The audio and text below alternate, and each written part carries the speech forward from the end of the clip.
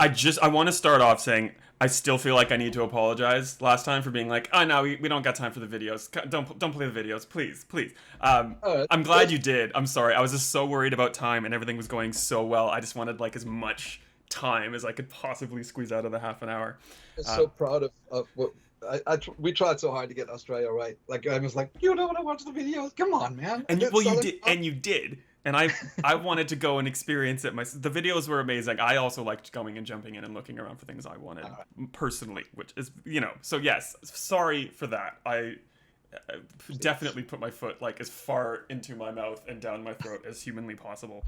But you were so nice and you didn't even care, which was great. And you also almost let slip cloud stuff, but you couldn't then, and you definitely did it. can now. So Yes. you were almost talking about it with me. I don't think I was. I think your media trading held. I don't think there was ever anywhere that you were actually gonna Yeah, slip. baby. But we Right, yeah. started talking about cloud, and I would love to continue that conversation now. I guess the big news first, if you don't mind, we'll get it straight from the source. Yeah, I mean, Microsoft Flight Simulator is now running on Xbox Cloud Streaming, not xCloud, Xbox Cloud Streaming, and it's awesome. I mean, like ever since we launched on PC, and then the next thing we heard from the fans was like, why is it not on Xbox? And we put it on Xbox Series S and X, and they said, why is it not on Xbox One? That's been pretty consistent, and we heard that loud and clear. So this is now working, and it's working really great. And it's not just that, as you can imagine. I don't know if you played around with Xbox Cloud Streaming, but it's freaking amazing. I mean, I don't know if you checked this out yet, but I'm gonna go to Australia because we can. And you Yeah. should really, for the purposes of this interview at least. Where else would you go anyway? So what's awesome about it, like, so this is basically the build, sitting on Xbox hardware in the cloud, Nice. and it and it's mind blow. It literally blows your mind. If you work in computer games like me for like 30 years, I'll tell you why I think it's such a big deal, right? I mean, it's super convenient. Well, still loading a little bit, but if you compare that with how long it takes to well, Oh, you're flying like me, just straight down, just. I can't see. I'm trying to get speed. But I mean, it is shocking. Like it's running 1080p, 30 frames a second, and what I love about it is it's almost instantaneous. I mean, it's basically typically we go to our servers, pull down the build, fire up the Xbox or your PC, fumble around, and it takes a while to actually get going here. It takes 15 seconds to get this on the server, and then it takes you, in my case here anyway, it's about like 20-30 seconds to get the build, and you're playing. And I cannot, like, as a game developer guy, like, I cannot tell you how much that changes our life. Like, if a dev, for example, says, hey, we did the private server update for Reno, can you check it out? I'm like, hold on, click, and I'm playing. 20 seconds later in the same conversation. That has never ever happened to me before in my entire career. So I think this is super good for gamers, super good, like, because it democratizes what we have, really. But all of a sudden, I have a stack of old laptops over there, like literally going back, because I'm a pack rat, like 20 years probably or something, and they really just collected dust, but they work. Yeah. Like, I now have, like, these are viable streaming machines. I'm like, wow, okay. I was always trying to figure out, like, how am I going to get rid of these things and who am I going to give them to, but now actually going to do stuff with them again. So that's cool. The Xbox thing is super cool, but like I do think, and then look, it's just the beginning of the devices and where it's going, right? Like, there's all kinds of other devices that you could get to. Lower end PC are cool, but there's all kinds of other things that you could get to, right? Down the road. And I think it's gonna, when Phil sometimes talks about the 3 billion gamers, and I was like, 3 billion gamers, that's a lot of gamers. And then you say, well, the only way to get to 3 billion gamers is to go on a phone. But there is no flight sim the way we made it on a phone, right? You can't do a native app like this. It's like, it's now 200 gigabyte, I mean, there's no way. But cloud streaming actually makes it possible. So I'm now looking at people in regions of the earth that might never had an Xbox, or they don't have socioeconomic circumstance to buy yourself a powerful PC, and they can now, they can now participate in that dream of flight that I'm so excited about. So I think it's shockingly good. That's all I'm really saying. Like it's shockingly good. It was shockingly easy. Some people ask me, like, so how was it to work with a with a Xbox cloud streaming team? I would just say, brief. Brief is the word, because so typically back in the day, we did a port, and it was like 20 artists, and then a bunch of programmers. The artists whittled down the art. The programmers are trying to squeeze some more stuff out of the. And here we had one dude, one dev, and half of an artist for a few months, and that's it. Oh And wow. the only thing they did, because we have the world updates, as you know, right? So we launched with, I think it was 120 gigs or something, and since then we've added probably 70 with stuff, and then we also have third party store marketplace, right? Which has 1,000 gig already. It's 1,000 gig. So there's no, I mean, back in the day, we did this thing, like the physical edition. We'd be like, hey, can we get the 100 gig on some discs? And we made like 10 discs, and there's no way, as we keep going and making the world more and more detailed and adding more and more planes, that you can do this on a physical medium. It's just not going to happen. And streaming that, so I can now, we've talked about this before. I can upload to nth degree of data, and we knew that we can manipulate the data with machine learning and all that, and we can stream it down, and now you can stream it down to any device. Shit hot. Like there's I mean, it still blows my mind how this stuff works. It's amazing. Well, And the space. and like it will always live. Microsoft Flight Sim will always live on my PC, but like I've got the terabyte expansion card on my Series X, and it's like I'm always juggling. So I'm really sorry to say that Flight Sim didn't last long because I can play it on my PC, but now I can just stream it from the cloud if I'm desperate to play it on my console as opposed to the PC, or I could jump on my phone. So Like in it's a my house, win-win for everybody. in my house it goes like this, right? I have my work PC and I have my full setup, right? Like, and then I go downstairs, where's big TV and consoles. But I already have to contend for that space, right? There's other people that want to watch TV and they look at me funny when I say I want to do stuff. And I always had to choose between my family and gaming, really, because they don't, especially a single player game, they're like, what are you doing? Like we want to watch something. But I now can sit there. I can play some stuff. I can really just explore the world while I'm with them, because I can just stream it to my phone. Yeah. That's cool, or a tablet. So I think it changes the dynamics a little bit.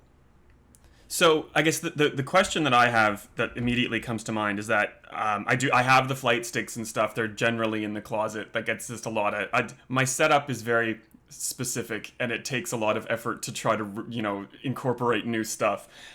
So I'm more of the use your Xbox controller for most flight things and have the keyboard at hand for the stuff I can't figure out how to do on the Mhm. controller. That's just far easier, like this hybrid approach that I don't know if this is officially supported in your mind, or if but anyway, how does that translate to xCloud if you're, I guess, limited to a controller, if that makes sense?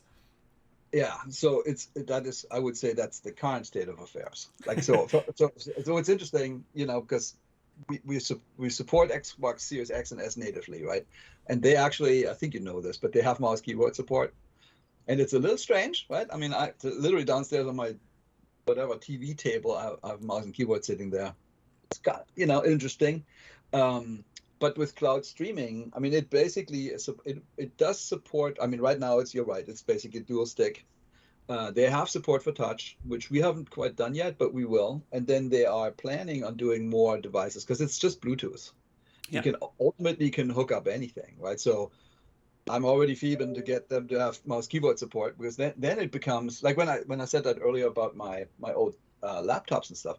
You can actually use a Bluetooth device on those. It's a little funky. The older the device, the more funky it gets, quite frankly. But now, once they support mouse keyboard natively, which I don't think is going to be that far off. Like I have no idea about their exact timelines or something, but I'll Yeah. be the first customer. I can tell you that. And then I mean, I'm constantly in their ear saying, "Hey, we have flight sticks, folks. We need to support these things." And they're all like, I think flight sim is sort of a pretty reasonably big deal nowadays, right? So they do listen, which is nice. I like that you address touch. I would be very interested to see how touch works. I would also just love to try it. It's like, it'd be fun. I would definitely give it a go. Yeah, Um, it's touch and gyro. I think it's super cool. But oh, that's the thing that I'm after, right? Like the moment I can do this and just tilt, that's cool because that's how it fundamentally it changes the stick behavior a little bit. So I can just go forget about the stick pushing down or flaps or something. I can just do this and then touch. I think it'll work. Like so, we're experimenting with it right now. Uh, the most complex thing is what you actually said. If I there are some flight, and you go to the flight computer and you actually type in your destination stuff, your flight plan. yeah.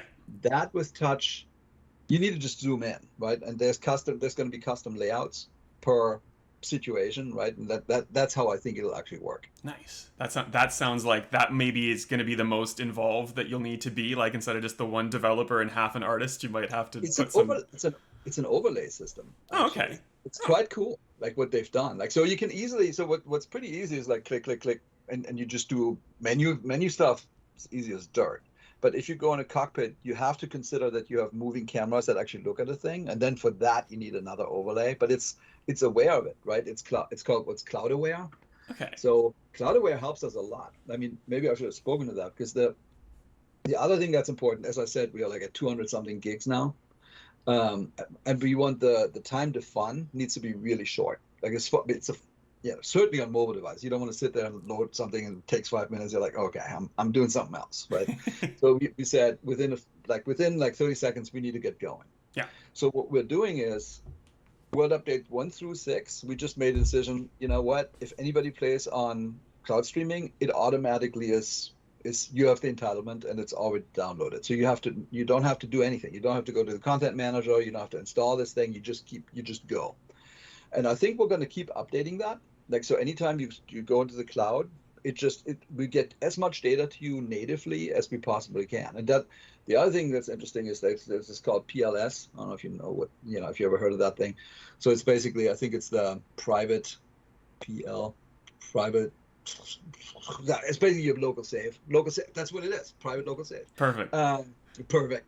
Um, you have like I think it's 50 gig or something, and you can download all your stuff. Like if you bought some planes in the marketplace or something, or you have specific things that you like Reno, it automatically gets downloaded in every session. So you don't have to relog in and get all that stuff again. It's actually quite nice.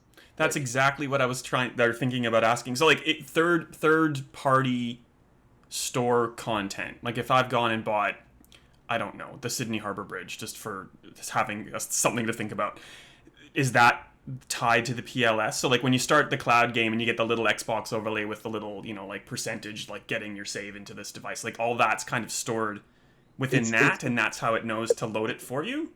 Yeah, Roughly. exactly. It depends how much stuff you have, right? It's just like on a PC. At some point, you run out of space, right? At some point, however many terabytes you plugged onto your machine, right?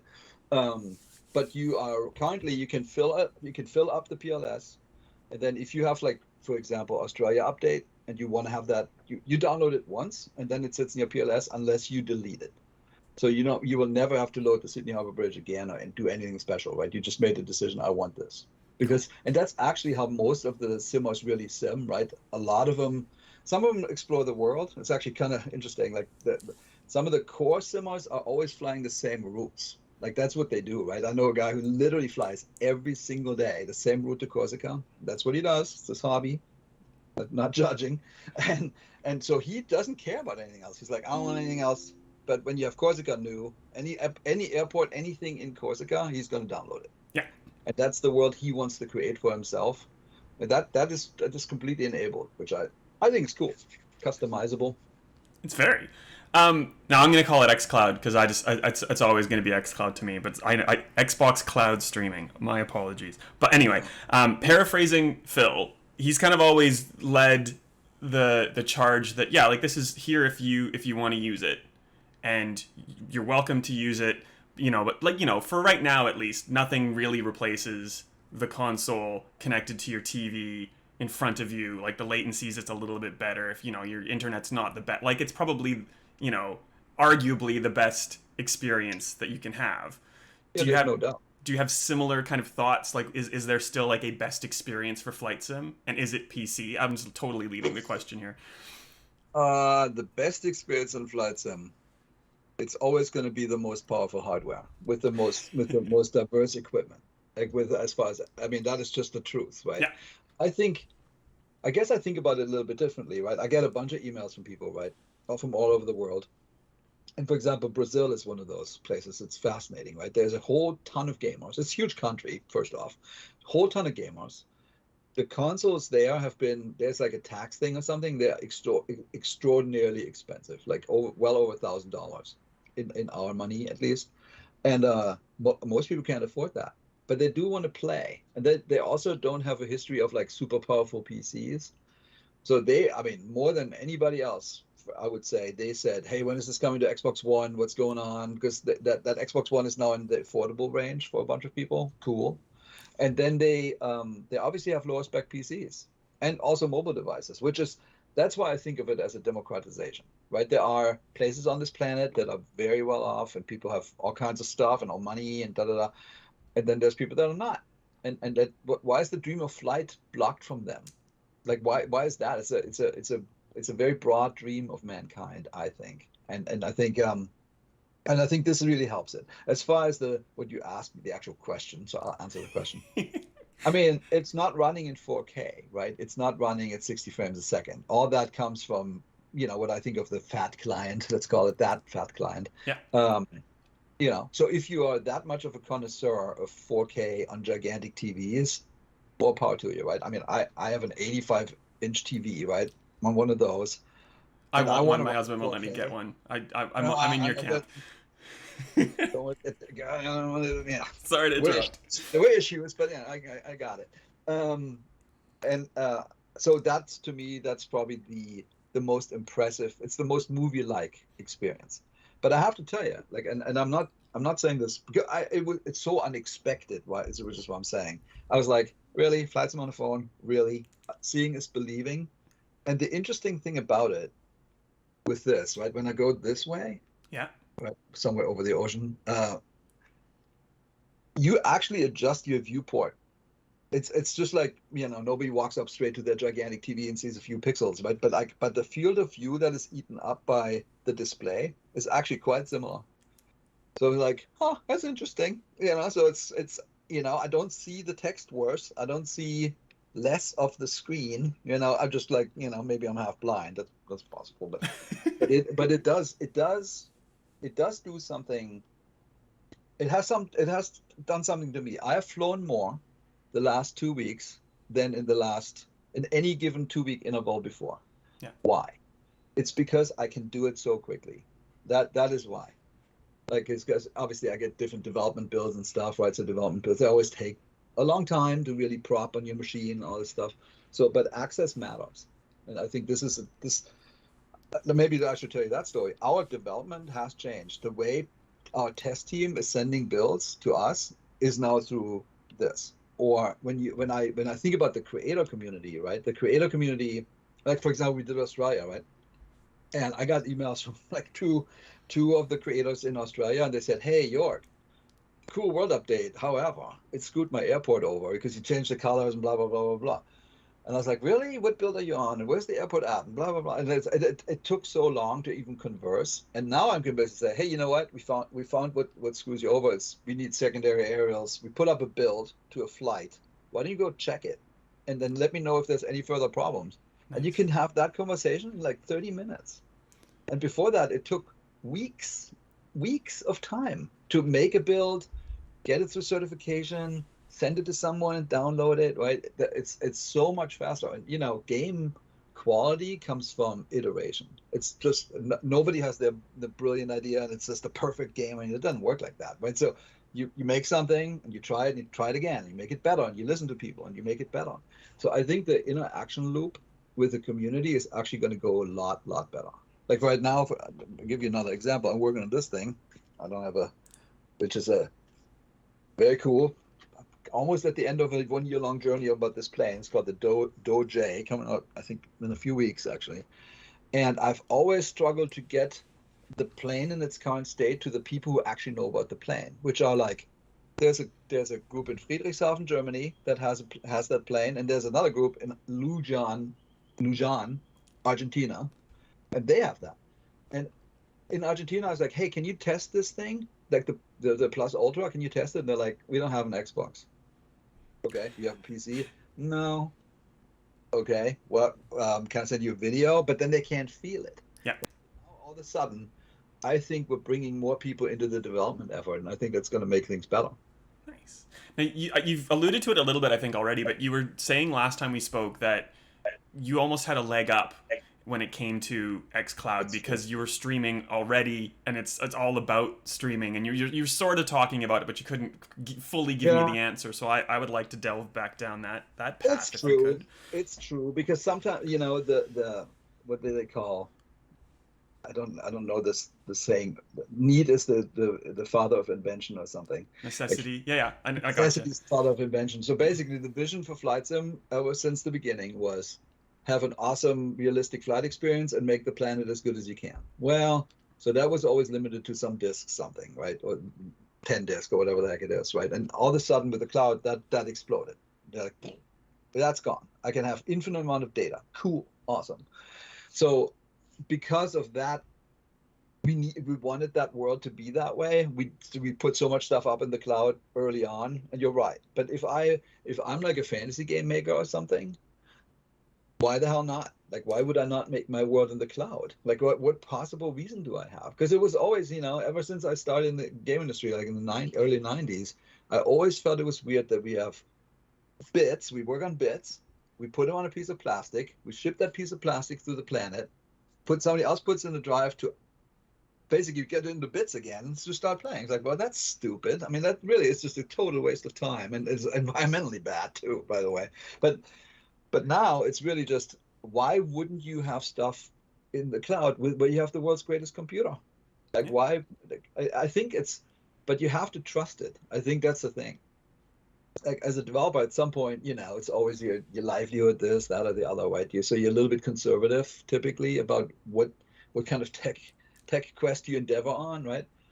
But maybe, I mean, if Flight Sim can help just people seeing it, it's totally possible. It doesn't cost much. It's actually quite effective, and it makes your development go better.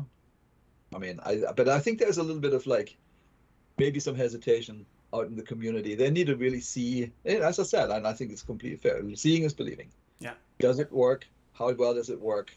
How hard is it for me to do it? Like, if I had to have a team of 10 working on some port for a year, well, who's going to pay for that? Like, but now we had a team of like one dev who also worked on some other stuff and one artist working on some other stuff.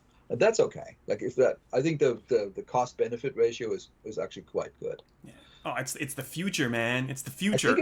I believe this is the future. I am totally converted to cloud. I mean, we went from cloud.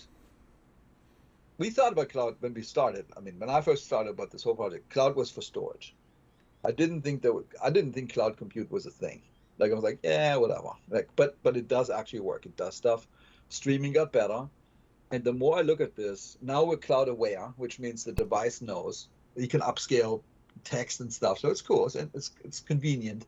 And as I keep going forward, like, as I'm thinking about Flight Sim and the digital twin we're making, you will hear me more and more. I will dump everything. I will make that client as thin as I can, because why not? It's to the benefit of everything. Yeah. Even a lot more, like the stuff that's actually sensitive to frame rate. That is what you want to do local. Everything else, no way. The world renderer. Why? Basically, yourself an MPEG movie. Why not? It's an interactive MPEG movie.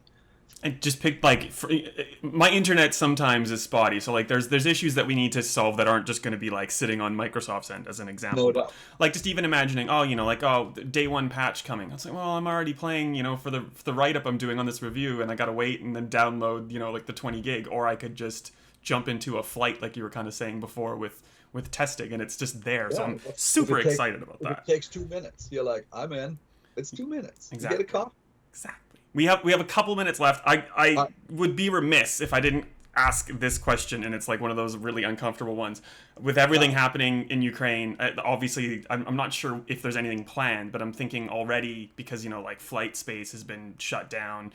are we seeing already in flight sim like things kind of reflecting in game, like you know, you're not able to follow flight paths because they're not technically running right now. Is there anything kind of That is true. planned or anything I that's think happening as a I consequence? uh I mean, it's difficult to say. Like I can tell you that we're all very much feeling. We have team members from the Ukraine with families sitting there in the country. We have developers sitting there, so we are in contact when we can, and we're trying to support. And I'm actually I have to work through how that best is structured and stuff. That this it's not as easy as one wants it to be, but I want to help. We want to help. Um, you are. I mean, I think sometimes people go. They remember the Suez Canal ship, and they think that was real time in flight sim. It wasn't, right? That was a modder basically putting that ship there. I mean, Yeah. I literally had people say, "York, can you tell me where the tanks are?" I'm like, "What? No."